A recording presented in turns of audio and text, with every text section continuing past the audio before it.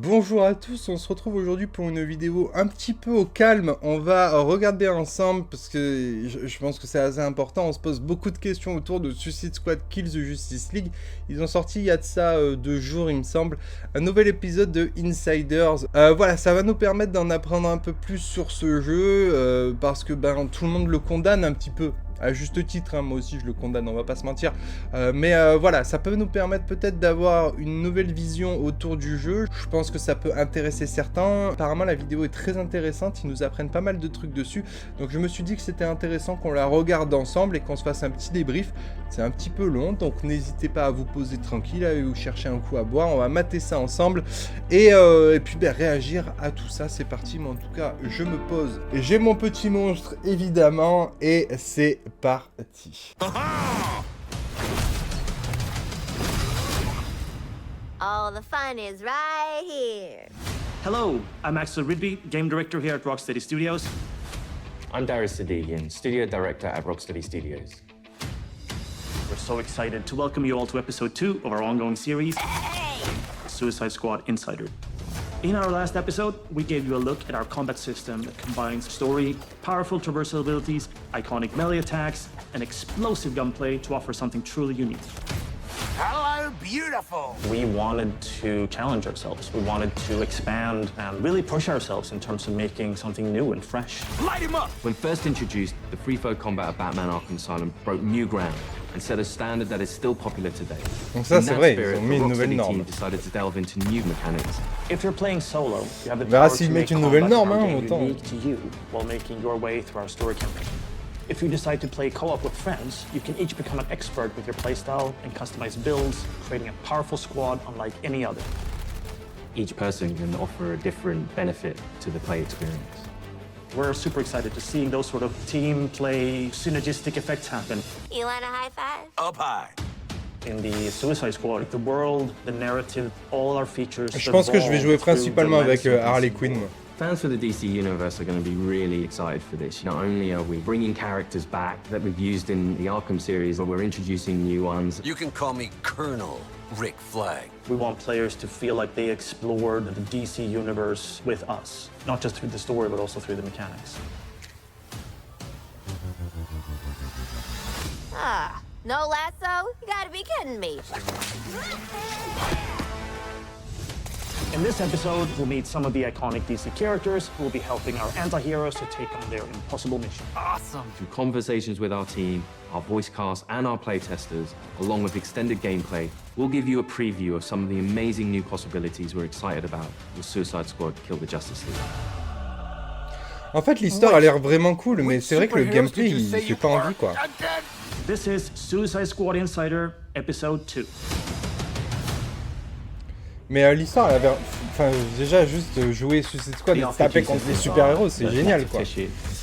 Mais vraiment le Things like gameplay... weapon customization, talent customization, things that really let players get into how they want their character to play. Now, let's begin. We built this game with near limitless strategic and personal options. Players craft their own character within a character.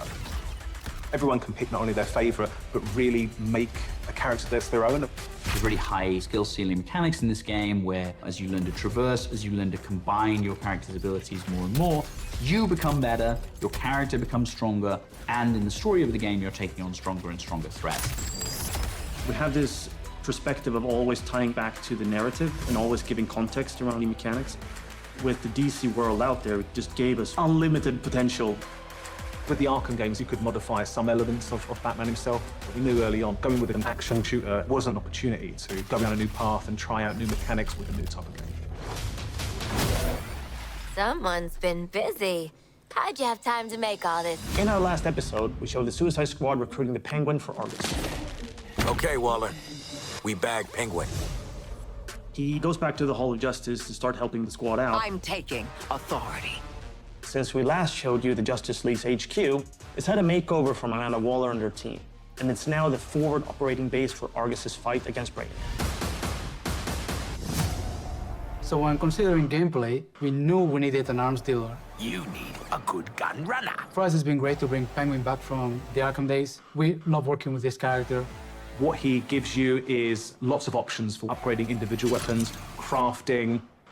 It feels like you're actually interacting with Penguin when you're crafting these items. And that's really where Penguin as a character comes to life in the game. You get to build them up, creating some really unique combinations, and you can play the game in a way that's unique to you. We have weapons based on different manufacturers. Il a l'air d'avoir quand même pas mal de petits combos à faire. And they all come with different flavors.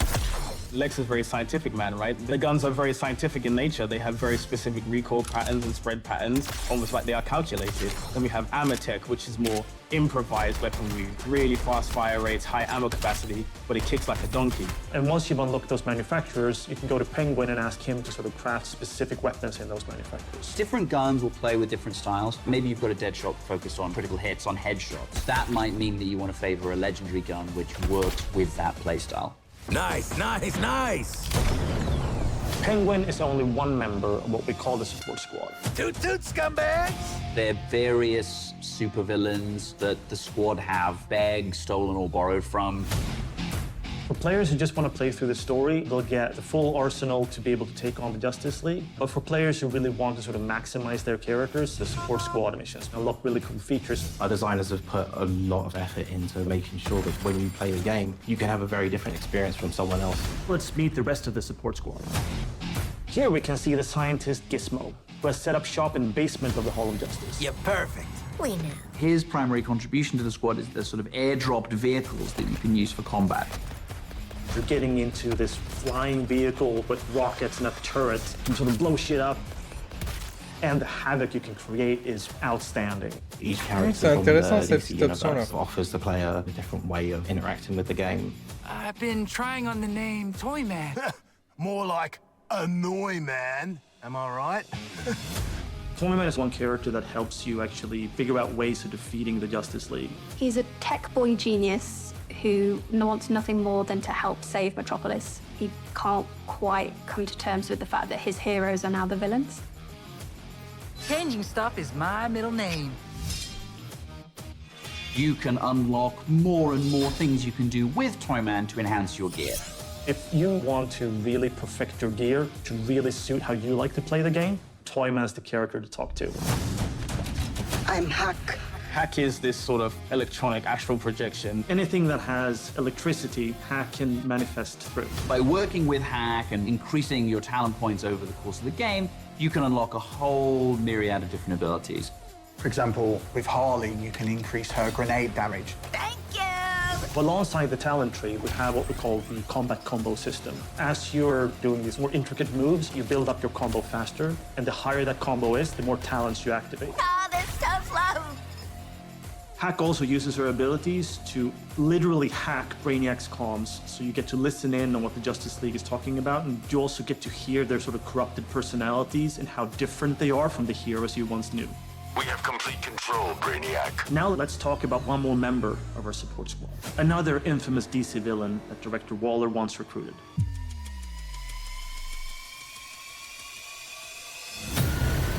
At this point in the game, the squad has discovered evidence that Poison Ivy may be alive. Ivy? Poison Ivy? Dead Poison Ivy after Scarecrow gave Gotham a crop dusting. For fans who paid close attention in Arkham Knight, they will remember that when Poison Ivy died, she left behind a little sprout. I got a real strong hunch she ain't pushing up daisies no more. And in this game, you discover that that sproutling has been cared for by some people who may have had their own motivations for doing so. But in the chaos of Metropolis, she's escaped. Find her. Bring her to me for questioning. Using special technology they've acquired, the Suicide Squad is tracking Ivy down. If Ivy's in the city, this tracker will lead you to her. Unless y'all want to end up a poorly plated spring mix, you better put me in charge and let me talk to Ives first. So in playing solo, players can switch between any of the characters. You'll get to experience all the different play styles across all of the different missions. And here we go!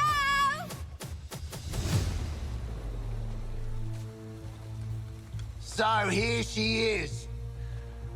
Thought she'd be taller. Are you serious right now? Poison Ivy is a redhead. This is a plant. You might be the dumbest.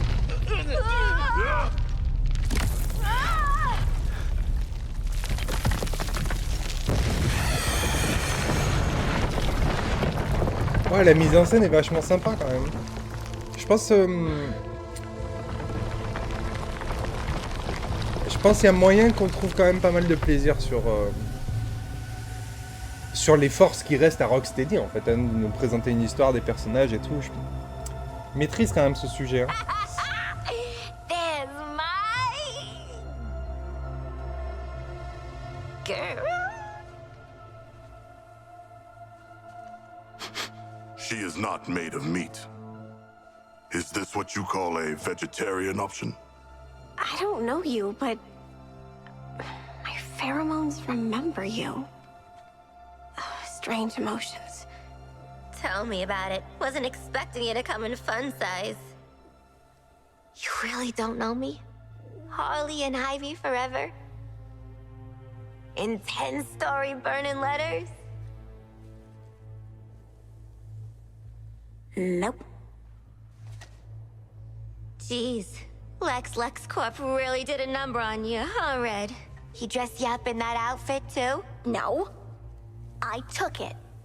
When I broke out. He shut me in a room in his tower. If I worked on the things he wanted, I got a whole hour of sunlight every day. What did he want? Weapons, making them more effective against the alien invaders. You know, they're very susceptible to plant toxins. And, I know all about plant toxins. We know. That's why they call you Poison Ivy. It's just Ivy. Weirdo. Where's Lex now? I don't know. Something spooked him, I guess. He got in his big robot suit and stomped off. Ooh, I know that look. Who you murdering? The corrupted things that are coming. All of them. They're poisoning the Earth with their gross bodies. So I lured them here.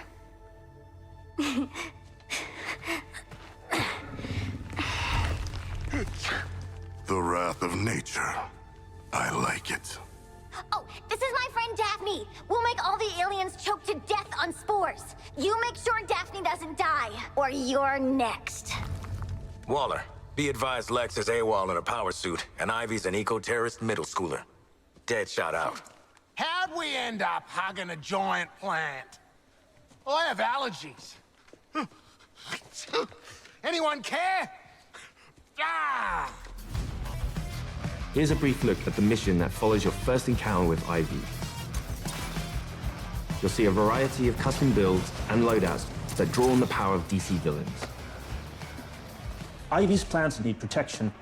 Split up your squad to attack from different directions. Our asses won't get kicked just standing here.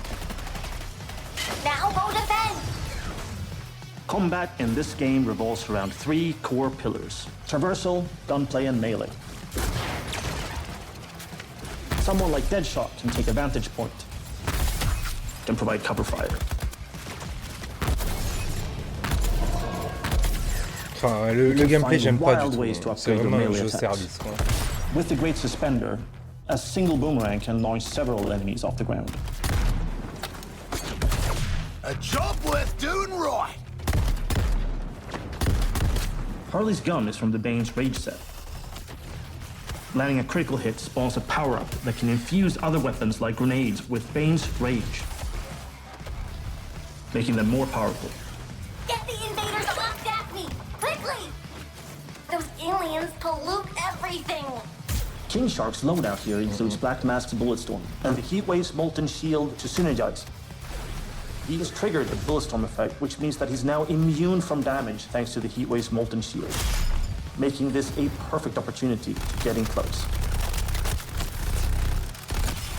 Savor it.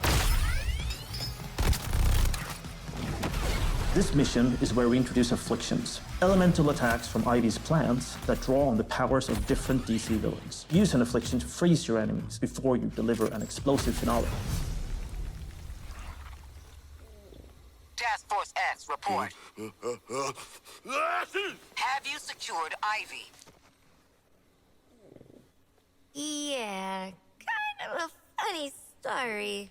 Although she doesn't remember her old life, Ivy is still a deadly expert with toxins, and she can offer your builds an interesting new feature: afflictions. The results are so so neat. Donc à chaque fois qu'on va trouver des vilains, on va avoir des options supplémentaires pour modifier les persos. C'est pas mal ça. Precocious toddler who also has terrifying genetic engineering powers. Then we introduce the concept of afflictions. Players can apply these afflictions to their melee weapons, their grenades, so they can mix and match different things for the encounter.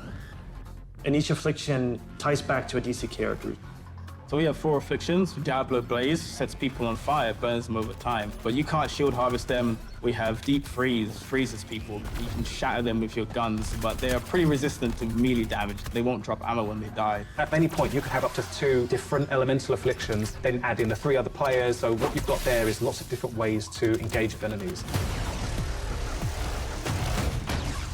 Your fight is far from over. So at Rocksteady, what we sort of pride ourselves on is investigating how players play.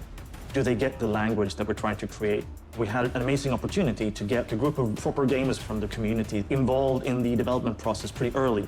Some of the characters, the mission types during the story, I'd definitely say this has got a Rocksteady stamp on it. The experience of Suicide Squad Kill the Justice League is really fluid, really smooth, it feels really polished. It's chaos, but in a good way. It's very fast and very momentum-based, and I think there's a lot of verticality to it. No other game that makes you feel so free and powerful. Yes! You also have this deep building of your character with a more superhero twist. For example, I kind of gravitated towards Dead Shark because I'm a big fan of shooting guns and big crit builds. You can use the juggling mechanic to get J'aime bien ça chance, aussi, and then je from sens que je there, vais do big plutôt damage. jouer lui en fait. The knowledge that we gained, seeing players explore the mechanics, it gave us like a little taste of what it's going to be like when we got like a bigger community to share the game with. Now listen, how about a team up? When the studio made the Arkham series, we were very much focused on single character, single perspective. And with this game, we saw that opportunity to get the community more involved. For us, it was about expanding and enhancing into something new and different. And we wanted this experience to be shared with more than just one person. One of the coolest experiences in the game is when you're playing with friends and each character can tackle the problems that you're facing together differently. You are learning how to overcome challenges together. All these characters are geared up to be able to complement each other. Because each of them is moving differently, sometimes another character might come in from a direction you don't expect. You can create unintentional cinematic moments with your friend. When you really are in sync with your squad, it's such a special feeling, and I think something I haven't experienced in any other game. Multiplayer is new for the studio, but it's super exciting because we get to see Rocksteady hallmarks of a story-driven game, but from multiple perspectives. And getting to share that with your friends is pretty unique. We hope you enjoyed episode 2 of Suicide Squad Insider. Phew, I need a smoke. I need more therapy. In our next episode, we'll take a look at what you can expect from our game after launch. This is the biggest cinematic experience that Rocksteady has ever created, with more hours of cinematic cutscenes than ever before. But I think we leave the setting of our story open enough that for post-launch content, players will be excited to come back and find out what we're going to do next. You, wanna talk about it? Know what, Quinn? I do. I don't think players are ready for the new playable characters they're going to get, or even the places they're going to get to take them. This game is much bigger than the world of the Suicide Squad. Rocksteady will continue to build on the story. We're delivering you a full game, but for those that want to go further, we're going to have lots of new updates that are free to our players, and we really want to engage with our community with some new experiences regularly. At the end of the game, everyone goes, wow, this was a hell of a ride. Let's play again.